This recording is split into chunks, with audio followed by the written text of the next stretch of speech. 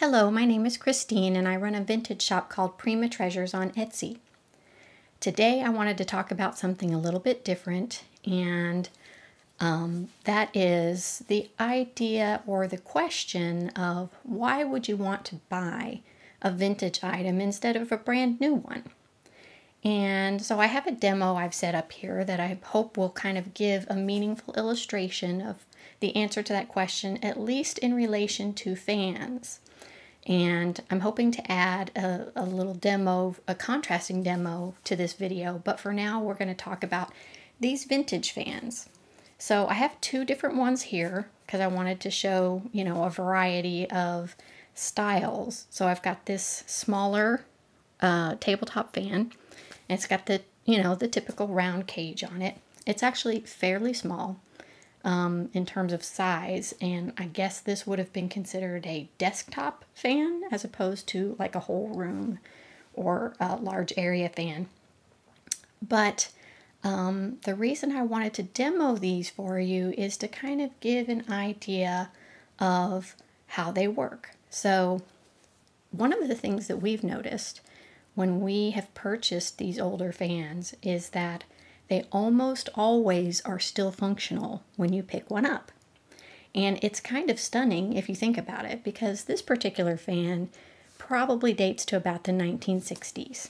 That's at least the closest I could get to an age for it. So that would make it, a good 50, 60 years old at this point. Maybe closer to 70, depending on exactly when in the 60s it might have been made. So it's a little surprising to have something like that that still works. So I'm going to turn it on, and it doesn't have an on-off button. Basically, once you plug it in, it's on. So I'm going to plug it in, and then you can see how it works.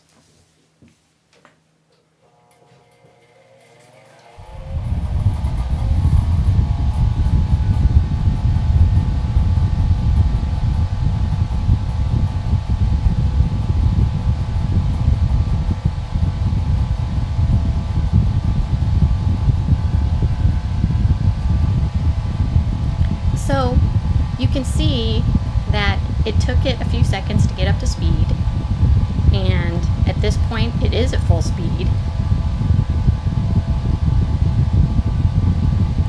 It doesn't really have any features to it, but I wanted to give it a minute or so to warm up because it started off with a slight rattle, but as it got going, that rattle kind of shook out. And I think part of the reason it's got a rattle is you'll notice over here on this side that the cage has got some misshapen areas to it.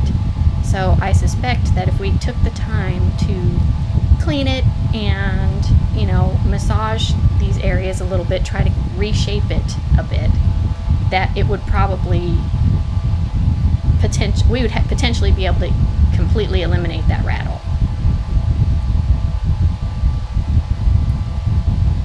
I'm going to go ahead and turn it off, but you can't tell. It is blowing a pretty good amount of air at me for something so tiny. I'm sitting a good 3-4 feet away, and I'm getting a pretty strong breeze on me.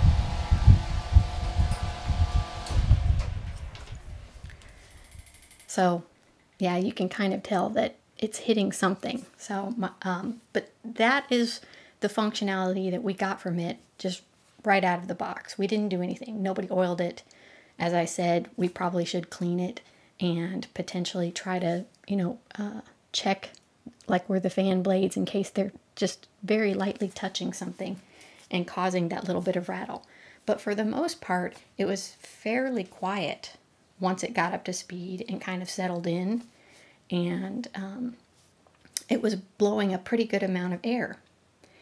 And so that's, to my mind, kind of the amazing thing about an older fan like this, is that with almost no care that it's probably received in its lifetime, and no special attention paid to it when we got it, that we plug it in and it just worked, and we didn't have to do anything special to it.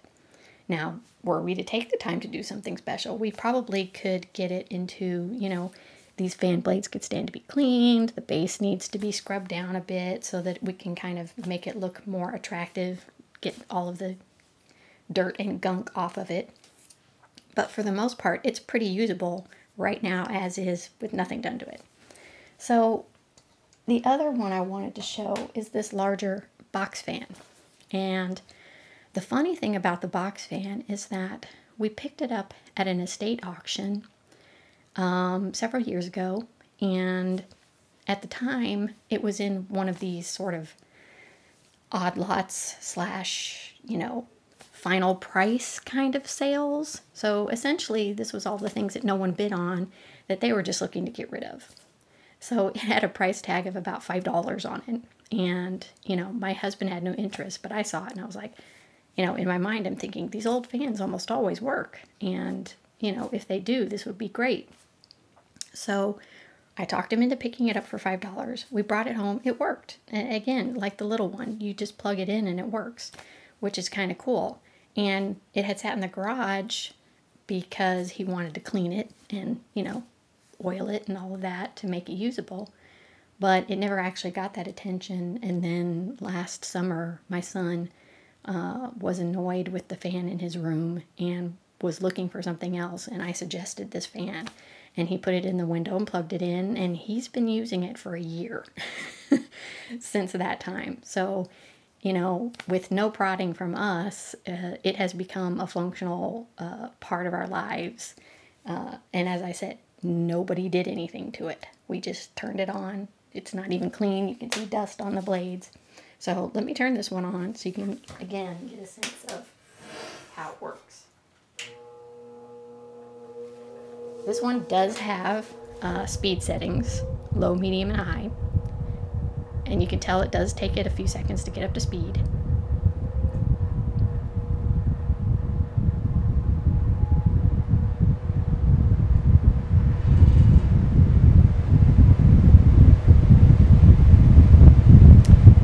Wow, that is going there now, isn't it?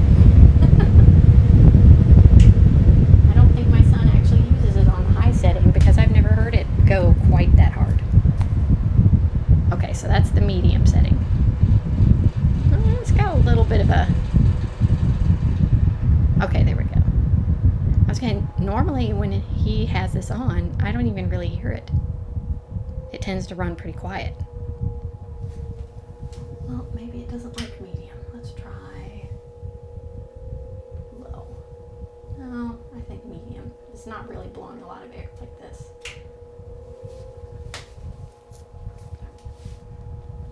So you can see that it kind of has a bit of a motor noise going, but the blade itself is not really making a lot of noise. And we're not hearing a lot of the squeaks and the rattles that you often hear with modern fans. And that's one of the things that I find frustrating about modern fans is that they're all made of plastic, and they, usually shortly after you buy them and bring them home, within sometimes the first year or the first couple of years, you end up with a fan that squeaks all the time or rattles pretty badly, and they don't run quietly and kind of like this one is, where it's got this hum going that can eventually fade into the background.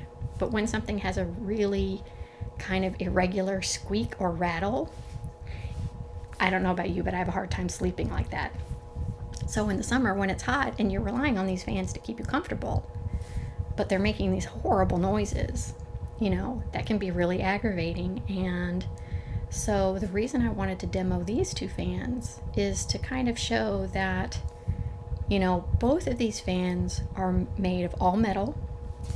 And I believe this one dates around to the 50s, the early to mid 50s. I've had trouble nailing this one down too, because strangely enough, this company is still in business. But they do like industrial commercial stuff now. I don't think they do consumer products. But this fan is all metal. This fan is all metal. And you can kind of tell by seeing them in operation that aside from the motor noise, for the most part, they're running fairly quiet. And they're not really producing these irregular, rattly, squeaky noises that we're so used to from modern fans. And the fans that I had, we got these sort of, I guess, arguably fancier fans that were like the tower size and we thought would push a lot of air. And probably, I want to say maybe 5 years ago, 5, 6 years ago. One of them is dead already. It won't even power up. The fan won't even turn on. The other one is still functional. But, you know, I paid $5 for this, and I paid about $30 for this. So for an arguably lower price, you can get something that has just as much airflow, but better durability and less prone to the annoying squeak and rattle factor that you get with modern fans. So I would encourage you, if you're somebody who gets irritated by what modern fans have to offer, and you tend to go to thrift stores, estate sales, that kind of thing, if you see one of these old metal fans, I would highly encourage you to consider it. Especially if it's, let's say, $20 less. And, you know, I know it could potentially be intimidating because you don't want to buy something that doesn't work, but I can assure you that wherever it is you might find it, that person or entity who's selling it, be it a thrift store or, you know, an estate company, they want you to take it home with you, and they will happily let you plug it in and make sure it's working. So you shouldn't really be concerned about testing something before you pay for it. And if it is functional, I personally think that you can't do that would be money well spent. So I hope you learned something in this video, and I appreciate you watching. And again, I strongly encourage you, if you see one of these old metal fans, to seriously consider buying it and taking it home. Thank you for watching.